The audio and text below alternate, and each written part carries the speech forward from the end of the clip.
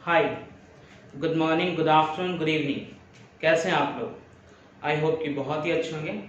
मैं आप सबका स्वागत करता हूं हमारे यूट्यूब चैनल पे, जिसका कि नाम है the commerce for all academy, the success platform. आज ये हमारा सेकंड लेक्चर है। फर्स्ट लेक्चर में हमने स्टार्ट करा था अकाउंटेंसी क्लास 11 के लिए, जिसमें फर्स्ट लेक्चर में हमने सिलेबस के बारे में डिस्कस करा था और कुछ चीज़ों के बारे में डिस्कस करा था, जिसका कि मैं छोटा सा रिकैप दे देता हूँ अभी आपको। अगर आपने फर्स्ट लेक्चर नहीं देखा है तो आपसे रिक्वेस्ट करूंगा आप जाकर के एक बारी फर्स्ट लेक्चर को जरूर देखें।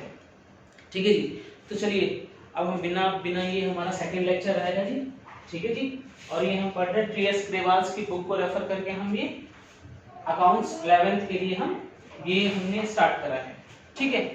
तो चलिए हमने क्या पढ़ा था फर्स्ट लेक्चर में? हमने पढ़ा था जी सिलेबस के बारे में। सिलेबस आपके दो पार्ट में डिवाइडेड है। वो हमने बताया था आपको, उसमें 80% मार्क्स जो है वो आपके practical as well as theory के लिए रहेगा और 20% प्रोजेक्ट मार्क्स के लिए रहेगा। तो जो मैंने आपको बताया था 80 में से तो आपको 75 तो इजीली मेरी क्लासेस से ही आ जाएगा, और 20% मार्क्स तो जैसे मैं आपको पढ़ाऊंगा तो आपको वो कंसेप्ट इस तरीके से क्लियर हो जाएगा। 20% मार्क्स में से आपका एक भी नंबर इधर उधर नहीं होगा जी। ठीक है। चलिए नेक्स्ट हमने जो पिछले क्लास में जो हमने स्टार्ट करा था, वो हम सबसे पहले मैंने आपको बताया था कि मेरा जो पढ़ाने का अप्रोच रहेगा वो basically based on the practical approach रहेगा। पहले मैं आपको सारे प्रैक्टिकल चैप्टर्स जितने भी हैं क्वेश्चंस वाले वो कवर अप करवा दूंगा। देन हम थ्योरी की तरफ मूव करेंगे और आपके सारी थ्योरी जितनी भी हैं सारी थ्योरी में आपको कवर अप करा दूंगा। एक भी थ्योरी आपकी पूरे बुक में आपकी एक भी थ्योरी नहीं रहेगी। ये 2020 एडिशन की बुक है, क्योंकि मैं एडिशन इसलिए बार-बार यूज कर रहा हूँ क्योंकि जब मैं यहाँ पे पेज नंबर, रेफरेंस नंबर वगैरह बोलूंगा तो वो वहां पे आपका मैच हो जाएगा, इसीलिए मैं एडिशंस की बात बार-बार कर रहा हूँ। ठीक है। तो एक बार मैं लास्ट लेक्चर को थोड़ा सा रिकैप करता हूँ। मैंने आपको बताया था अकाउंटिंग प्रोसेस के बारे में। अकाउंटिंग प्रोसेस क्या होता है? ट्रांजैक्शन से स्टार्ट होता है, फिर रिकॉर्डिंग, फिर जर्नल, फिर लेजर, फिर ट्रायल बैलेंस, फिर प्रॉफिट एंड लॉस अकाउंट, फिर एनालाइज एंड इंटरप्रिटेशन करते हैं हम ये जो profit and loss account balance sheet है, फिर हम रिपोर्ट करते हैं यूजर को। That's whole process is called, what does it call? It calls accounting process। क्या कहते हैं इसको? Accounting process. तो आपके दिमाग में एक छोटी सी चीज रहेगी सर, ट्रांजैक्शंस क्या होता है? तो अगर आप लिखना चाहें तो नोट कर सकते हैं आप। A transaction is a type of event। क्या होता है? एक टाइप का इवेंट होता है which is generally external in nature। क्या होता है? बाहर से रिलेट करता है। इसका नेचर क्या होता है? जनरली, हमेशा नहीं बट समटाइम्स इनसाइड ट्रांजैक्शंस भी होती हैं, इन हाउस ट्रांजैक्शंस भी, but most of the time क्या होता है? एक्सटर्नल। इसका नेचर क्या होता है? एक्सटर्नल, बाहर से रिलेट करता है। And can be determined in terms of money, और इसको मनी में भी डिटरमाइन किया जा सकता है। तो ट्रांजैक्शंस की डेफिनेशन क्या आ गई? A transaction is a type of event which generally external in nature and can be determined in terms of money. ठीक है जी। ये मैंने आपको अभी इसका ट्रांजैक्शन का मतलब बताया। फिर मैंने एक चीज बताई थी आपको, डेबिट एंड क्रेडिट। होता क्या है ना कि हम जितने भी ट्रांजैक्शंस करेंगे, जितने भी जो भी हम अकाउंट्स बनाएंगे या फिर जो जर्नल, लेजर, ट्रायल बैलेंस, सब में आपको डेबिट क्रेडिट देखने को मिलेगा। तो डेबिट क्रेडिट जो है ये टी अकाउंट का फॉर्म मैंने आपको लास्ट सेशन में बताया था कि किस तरीके से हमारे जो अकाउंट जो बनता है वो टी फॉर्म में बनता है। सबसे पहले डेट, फिर पार्टिकुलर्स, फिर लेजर फॉलियो नंबर, फिर डेबिट अमाउंट, फिर डेट, फिर पार्टिकुलर्स, फिर लेजर फॉलियो और देन फिर क्रेडिट अमाउंट। ये मैंने आपको बताया था। फिर डेबिट क्रेडिट क्या होता है? डेबिट क्रेडिट क्या करता है? बेसिकली इंक्रीज और decrease are made on the left side of the accounts for assets respectively and vice versa. जो लेफ्ट साइड में जो है, लेफ्ट एंड राइट साइड में रिकॉर्ड होती है किसके लिए? डेबिट क्रेडिट रिकॉर्ड होती है अकाउंट्स के पर्पस से, जो हम अकाउंट बनाते हैं उसके पर्पस से, और वाइस वर्सा मतलब लायबिलिटी के केस में भी ऐसे ही रिकॉर्ड होती है। ठीक है जी। असेट्स के केस में कैसे रिकॉर्ड होती है? असेट्स जब बढ़ता है तो डेबिट में हम डालते हैं, जब घटता है तो क्रेडिट में डालते हैं। लायबिलिटी के केस में क्या होता है? लायबिलिटी जो है जब बढ़ती है तो क्रेडिट में डालते हैं, जब घटती है तो डेबिट में डालते हैं जी। इस तरीके से वाइस वर्सा, इसलिए यहाँ पे बोला गया है जी। ठीक है। चलिए तो हम एक बार यहाँ पे आपको फिर जो हमने पढ़ा था वो हमने पढ़ा था अकाउंट्स के बारे में कि अकाउंट कितने टाइप के होते हैं। बेसिकली जो अकाउंट है हमारा, जो अकाउंट हम बात कर रहे हैं, क्योंकि बेसिकली सारे ट्रांजैक्शंस को आपको अकाउंट के फॉर्म में डिटरमाइन करना है, तभी जा करके जो है वो आपका क्लियर पिक्चर है आ पाएगा किसका, जो कि हमें फाइनल अकाउंट जहां पे हमें पहुंचना है वहां पर हम तभी पहुंच पाएंगे जब हम अकाउंट को सही से डिटरमाइन कर पाए कि कौन सा अकाउंट है, उसके बेसिस पे क्या है कि हमारे रूल्स हैं। किस चीज के रूल्स हैं जी? रूल्स हमारे इसके हैं कि हम किसको डेबिट करेंगे, कब डेबिट करेंगे, कब क्रेडिट करेंगे, क्योंकि ट्रांजैक्शंस तो बिजनेस में होती रहेंगी। उसको डेबिट एंड क्रेडिट करने के लिए हमने बेसिकली अकाउंट्स को पढ़ा था। अकाउंट्स हमने क्या पढ़ा था? अकाउंट्स जो हमने पढ़ा था वो पढ़ा था अकाउंट्स के हमने टाइप पढ़े थे। कितने टाइप के अकाउंट्स होते हैं? एक मैंने बताया था आपको, एक होता है जी पर्सनल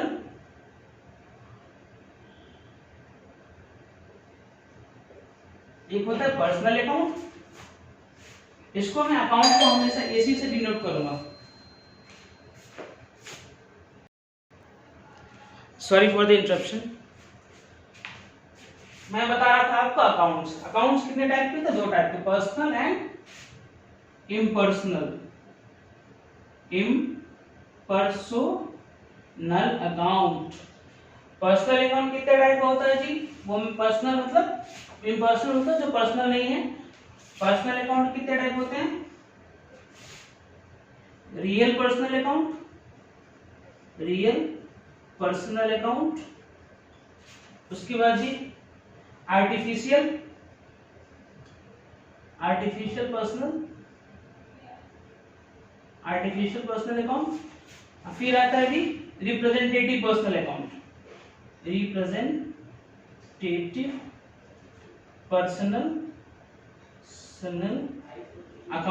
ठीक है। इम्पर्सनल कितने टाइप का होता है जी? दो टाइप के। कौन से? एक रियल अकाउंट एंड दूसरा नॉमिनल अकाउंट। इन सबका बारे में मैंने बताया था आपको। रियल पर्सन क्या होता है जी? Creation of God, that is real personal account. Artificial person क्या होता है? जो क्रिएशन ऑफ गॉड तो नहीं है बट वो लीगल होने की वजह से, जैसे कि मान लीजिए कंपनी को आर्टिफिशियल पर्सन कहा जाता है, उसकी अपनी एक सेपरेट लीगल एंटिटी होती है, तो वो हो गया artificial personal account. Representative person क्या होता है जी? रिप्रेजेंटेटिव पर्सन वो होता है, रिप्रेजेंटेटिव पर्सनल अकाउंट वो होता है जो कि आपका मतलब डायरेक्टली पर्सनल तो नहीं है बट किसी भी वजह से वो किसी पर्सन को रिप्रेजेंट करता है। सपोज मैंने लास्ट टाइम आपको एग्जांपल दिया था रेंट का, कि अगर मेरे लैंडलॉर्ड का रेंट मेरे पे ड्यू है तो मैं उसको जब रेंट पेएबल लिखूंगा, जब मैं अपने बुक्स में एंट्री करूंगा, आपको बाद में समझ में आएगा, जब मैं रेंट पेएबल लिखूंगा तो वो बेसिकली मैं अपने लैंडलॉर्ड को रेंट पेएबल से डिनोट कर रहा हूं, तो रिप्रेजेंटेटिव पर्सनल अकाउंट है जी। रियल अकाउंट क्या था जी? जो भी एसेट्स, लैंड एंड बिल्डिंग्स वगैरह होती हैं वो सारी, चाहे इंटेंजिबल एसेट्स हो या इंटेंजिबल से, वो सारी कैश भी रियल अकाउंट है, कैश एट बैंक भी रियल अकाउंट है, मतलब बैंक अकाउंट में जो बैलेंस है वो आपका रियल अकाउंट हो गया। नॉमिनल अकाउंट क्या होता है जी? जो भी मेरे खर्चे होते हैं, जो भी मेरा इनकम होता है, दैट इज नॉमिनल अकाउंट। ठीक है। तो मैंने आपको अकाउंट के बारे में बताया था, फिर मैंने आपको बताया था, फिर मैंने गोल्डन रूल बताया था आपको, हर किसी का गोल्डन रूल बताया था। इसका गोल्डन रूल क्या कहता था जी? Debit the receiver and credit the giver. ठीक है जी, ये मैंने आपको बताया था, debit the receiver and credit the giver. फिर मैंने रियल का बताया था आपको, क्योंकि ये पर्सनल अकाउंट का ये सबका पार्ट है, तो बेसिकली इसीलिए इसको सीधे पर्सनल अकाउंट में एक ही रूल इन सबके लिए अप्लाई होता है, चाहे वो रियल पर्सन हो, चाहे आर्टिफिशियल पर्सन हो, चाहे वो रिप्रेजेंटेटिव पर्सन हो। फिर रियल में मैंने आपको बताया था debit what comes in and credit what goes out। ठीक है जी, ये मैंने आपको बताया था कि डेबिट जो आता है वो और क्रेडिट जो जाता है वो। फिर नॉमिनल के लिए मैंने बताया था debit all expenses and losses, credit all incomes and gains. ठीक है जी, ये मैंने आपको लास्ट सेशन में यहां तक मैंने बताया था आपको। ये लास्ट सेशन का छोटा सा रिकैप था। आई होप कि आपने लास्ट सेशन अच्छे से देखा होगा और आपने इस रूल्स को, जो ये ट्रेडिशनल अप्रोच से, बेसिकली ये गोल्डन रूल्स है वो ट्रेडिशनल अप्रोच से है, ट्रेडिशनल अप्रोच। तो ट्रेडिशनल अप्रोच में ये मैंने आपको बताया था कम से कम 10 बारी 15 बारी पढ़ने के लिए। आई होप कि आपने ये पढ़ा होगा जी। ठीक है, तो यहाँ तक मैंने आपको बताया था। आज हम थोड़ा सा उससे आगे बात करने वाले हैं, ठीक है। आप नोट डाउन कर लीजिए।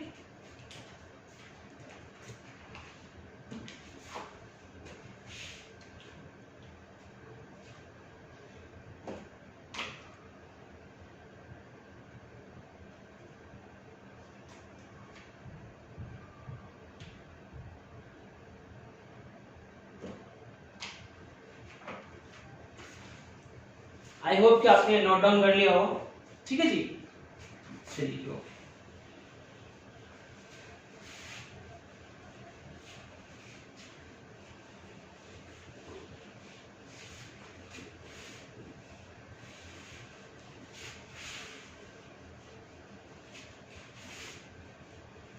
ये आपने नोट डाउन कर लिया होगा और रिवाइज भी 4-5 बार लेके कर लिया होगा।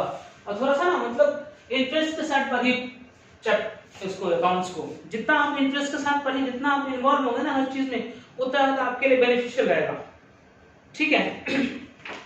चलिए आगे बात करते हैं। देखिए, वो तो रूल ऑफ डेबिट क्रेडिट तो मैंने बता दिया था आपको। अब एक छोटी सी चीज मैं आपको बताता हूँ, ठीक है। ये देखिए, अब ये क्या है कि जैसे नॉमिनल अकाउंट है ना, नॉमिनल अकाउंट, कोई सा भी नॉमिनल अकाउंट हो, अगर इसमें क्या लग जाएगा, प्रीफिक्स लग जाएगा या फिर सफिक्स लग जाएगा। इसके लगने के साथ इसका नेचर क्या हो जाता है जी, ये हो जाता है जी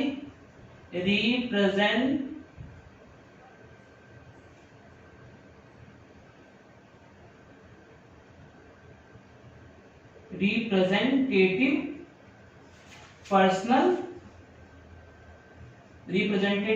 अकाउंट, इसका नेचर चेंज हो जाता है। फिर जो इसमें डेबिट क्रेडिट का रूल जो लेंगे वो वही वाला लेंगे, debit word comes in credit, वो सॉरी जो मेरा रूल है रिप्रेजेंटेटिव पर्सनल का, वो मेरा रिप्रेजेंटेटिव पर्सनल अकाउंट का रूल क्या है, debit the receiver and credit the giver, वो वाला रूल इनके लिए अप्लाई हो जाएगा जी, ठीक है। तो ये मैंने नॉमिनल अकाउंट के रिगार्डिंग छोटी सी बात बताई आपको। आप साथ के साथ नोट करते रहिएगा प्लीज, क्योंकि ये as a type of live session ही है। जब हमारे आप लोग के मदद से अगर जब हमारे 1000 सब्सक्राइबर्स हो जाएंगे और अपने फ्रेंड्स के साथ आप शेयर कर देंगे, तो हम फिर लाइव सेशन ही लेना शुरू कर देंगे, ताकि हमारा सेशन जो है और भी इंटरेक्टिव हो जाए, ताकि जब भी आप डायरेक्टली मेरे से क्वेश्चन भी पूछ सके।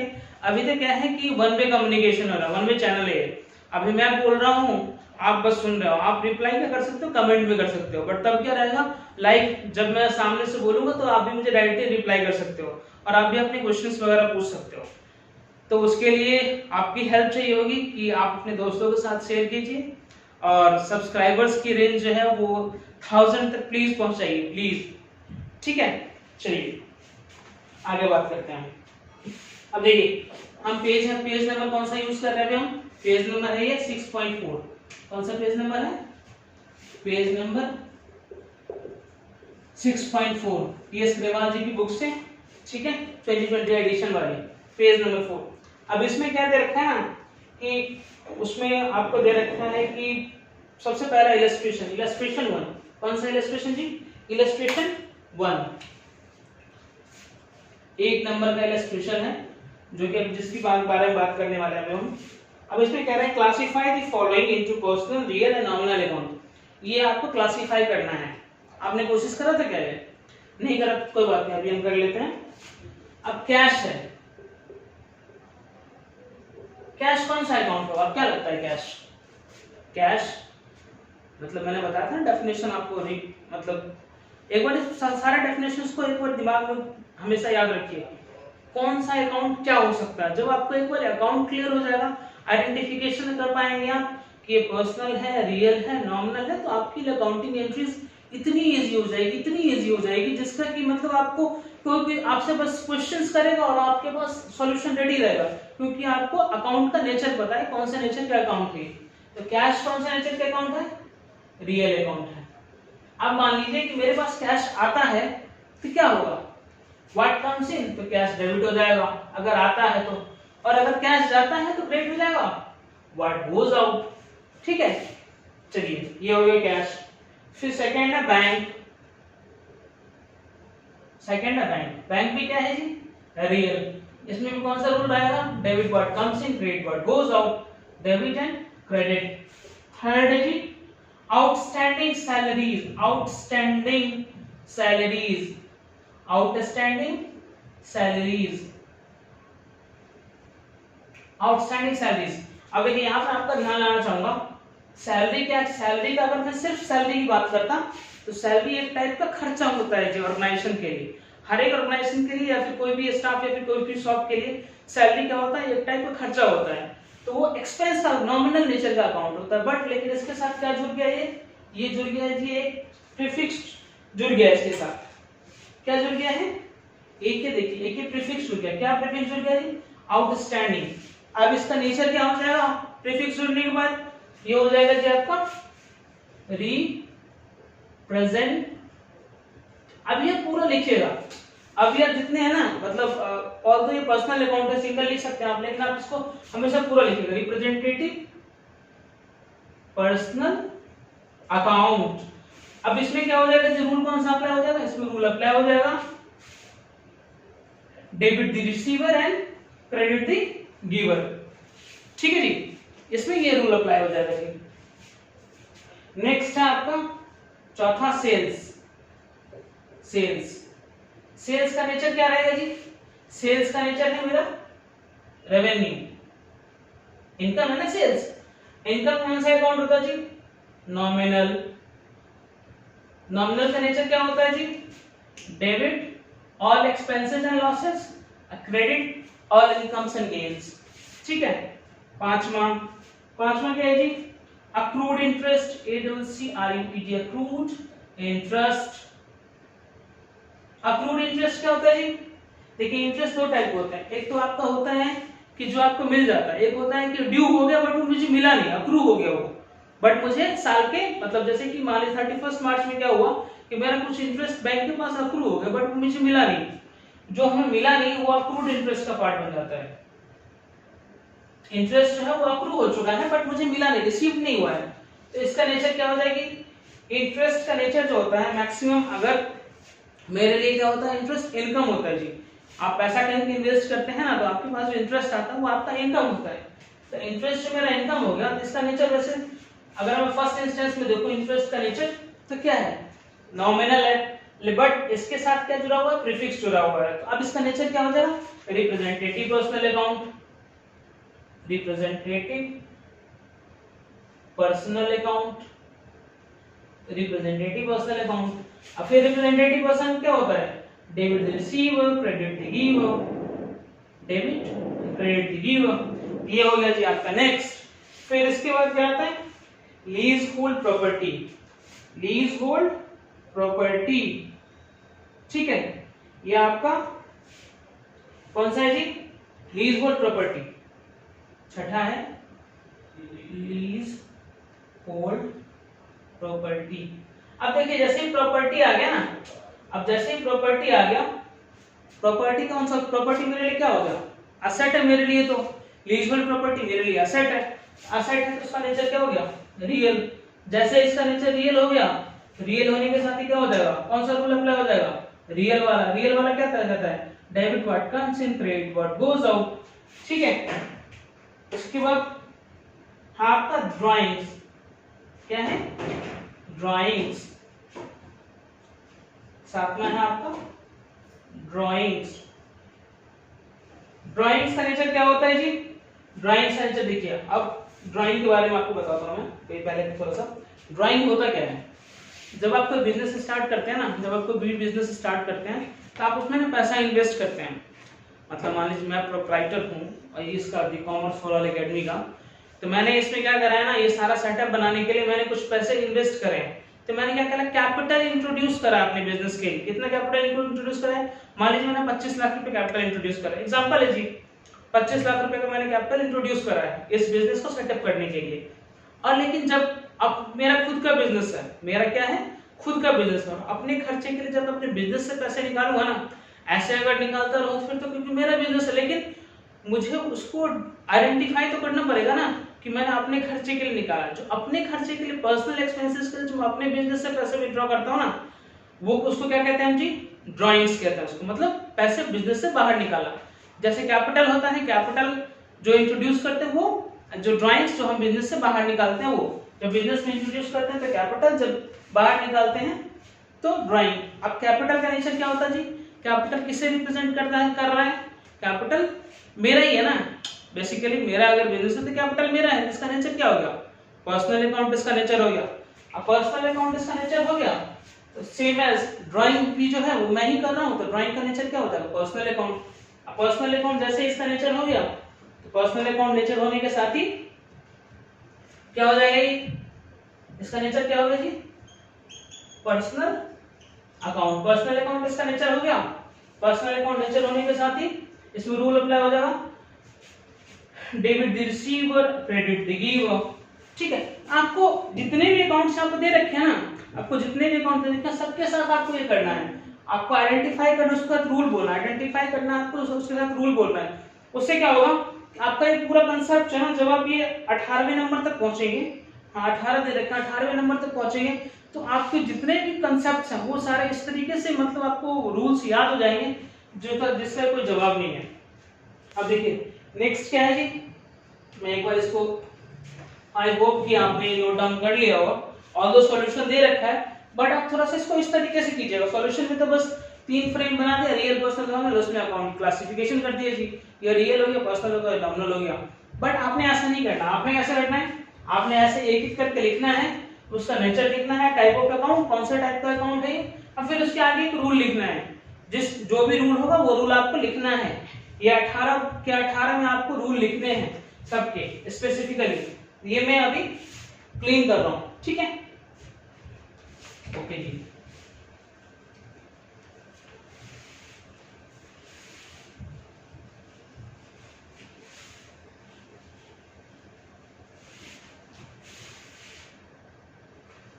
चलिए बच्चों आगे बात करते हैं।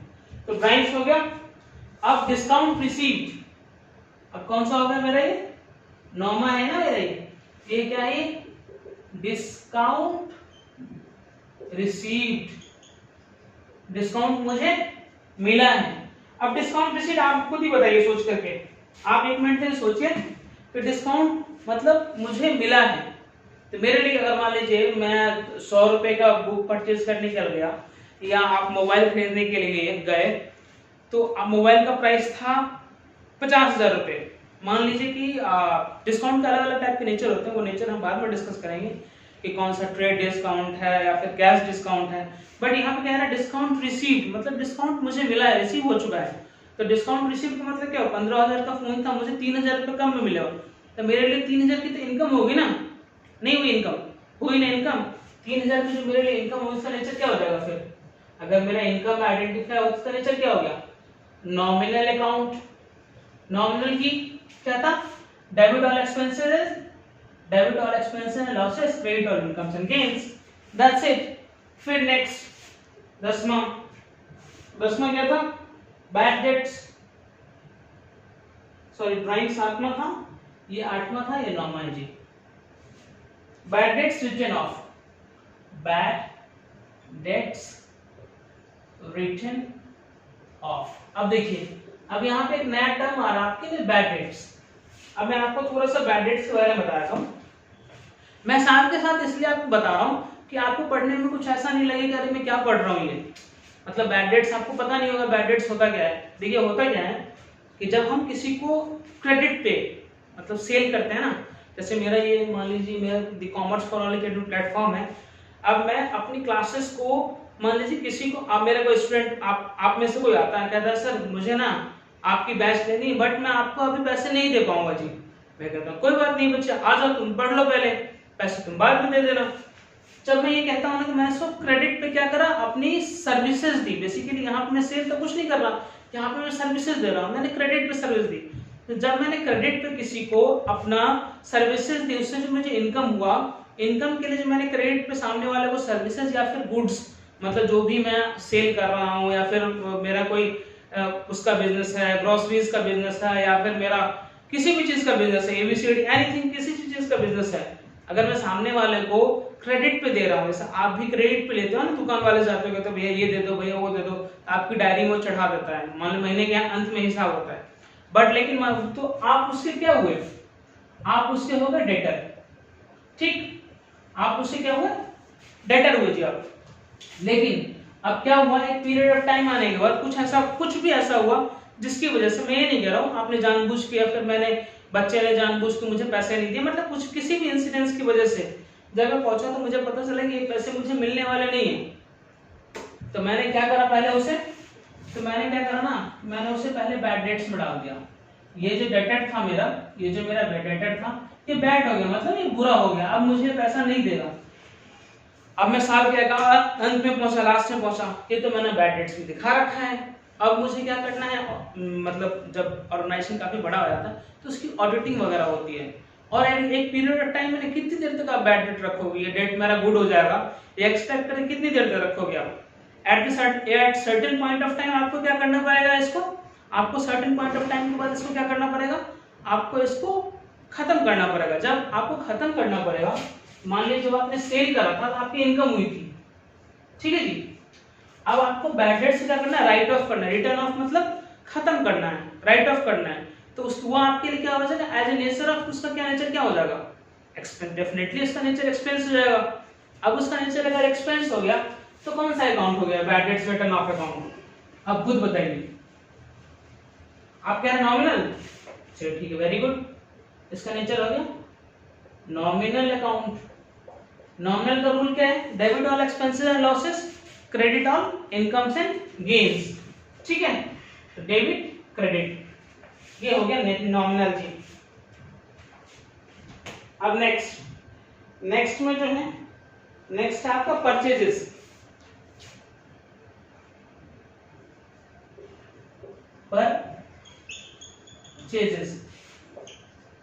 अब बात करते हैं हम परचेजेस। परचेजेस क्या होता है, परचेजेस का नेचर दो टाइप का होता है, पता है आपको क्या, पता है आपको क्या परचेजेस का नेचर कैसे दो टाइप का होता है। एक तो परचेज अगर मेरे लिए रेगुलर नेचर का है, मतलब बेसिकली तभी परचेज से डिनोट करते हैं हम, अदरवाइज अभी आप मतलब छोड़िए, आप इतना समझिए इसका नेचर जो है नॉमिनल होता है। अदरवाइज मैं थोड़ा सा आपको बता देता हूँ, परचेजेस दो टाइप के होते हैं।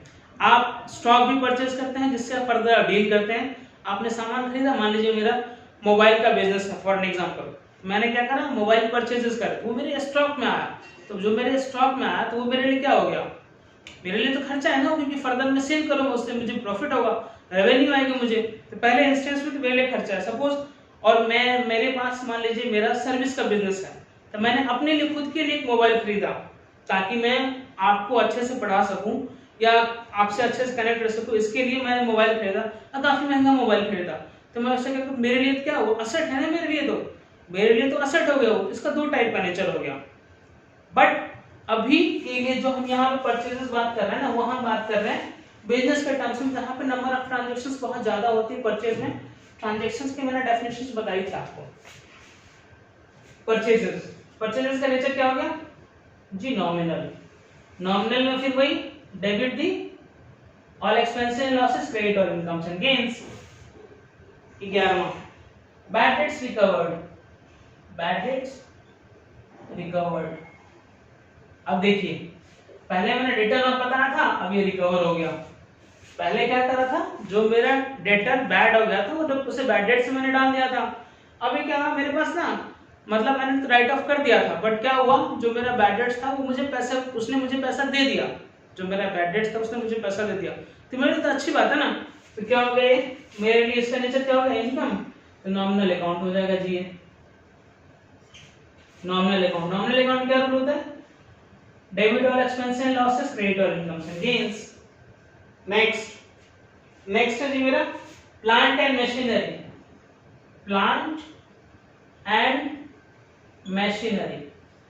अब ये प्लांट एंड मशीनरी क्या होता है जी, प्लांट एंड मशीनरी क्या होता है, कुछ भी हो सकता है प्लांट एंड मशीनरी, मतलब कुछ भी इन द सेंस की जो प्लांट, जो भी मतलब मान लीजिए मेरा ये सेटअप है, मेरे सेटअप में मैंने प्रोजेक्टर लगवा रखा है, कैमरा लगवा रखा है, तो वो मेरे लिए क्या है, वो मेरे लिए एक टाइप की मशीनरी है।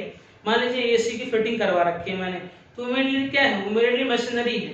तो प्लांट एंड मशीनरी तो मेरे लिए क्या है, वो असेट है, वो मेरे लिए क्या है, वो असेट है। अगर मेरे लिए असेट है, इसका नेचर क्या हो जाएगा जी, ये हो जाएगा जी रियल अकाउंट।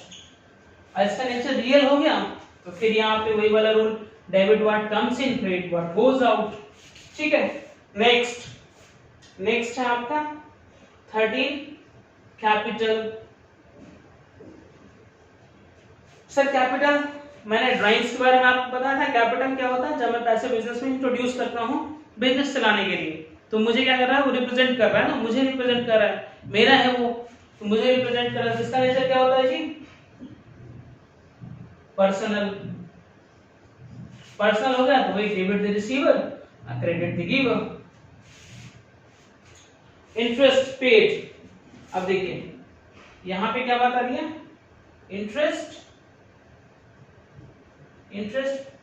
पेड। अब ये यहां मैंने आपने कहीं पढ़ा था, आपने जो मेरा लास्ट मैं लिखा था उसमें लिखा था इंटरेस्ट रिसीव। इंटरेस्ट रिसीव का मतलब मेरे लिए क्या था, वो इनकम था। इंटरेस्ट पेड मैं कर रहा हूं, मान लीजिए किसी को मैंने कुछ उधार पे ले रखा है, या फिर मैंने किसी से माल लिया था, मान लीजिए मैंने कुछ परचेजेस करे थे, मेरा अपना एक ग्रोसरी का बिजनेस है या फिर मेरा एक गारमेंट का बिजनेस है, मैंने गारमेंट के बिजनेस में किसी से उधार पे माल लिया था। अब उसकी टर्म्स ये थी कि मैं उसको 45 डेज के अंदर पैसे वापस करूं। ठीक है, अगर मैं नहीं करता हूं तो वो मेरे से 9% इंटरेस्ट या 18% इंटरेस्ट चार्ज करता है, तो मुझे वो इंटरेस्ट पे करना पड़ेगा। तो मेरे लिए क्या है, वो एक टाइप का खर्चा है। जैसे मान लीजिए आप लोन लेते हैं बैंक से लोन लेते हैं तो आपको इंटरेस्ट क्या करना पड़ता है, पे करना पड़ता है, तो वो क्या होता है, एक टाइप का खर्चा होता है। खर्चा जैसे ही हो गया इंटरेस्ट पेड, इसका नेचर क्या हो जाएगा जी, नॉमिनल अकाउंट। नॉमिनल अकाउंट होने के साथ ही क्या हो जाएगा,